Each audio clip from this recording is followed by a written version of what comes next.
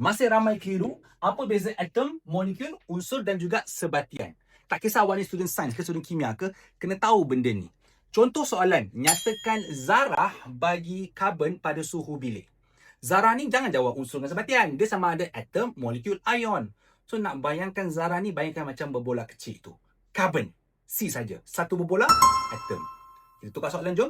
Nyatakan zarah bagi hidrogen pada suhu bilik. H2. So again, cara nak bayangkan H2, berapa berbola kat sini? Awak imagine dia akan ada 2 berbola. H2.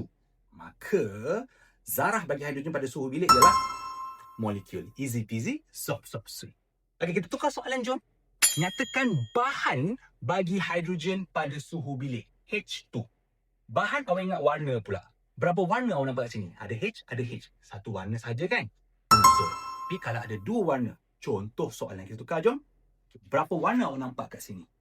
2 warna. Kalau soalan tanya, nyatakan bahan bagi H2O, air, water, air.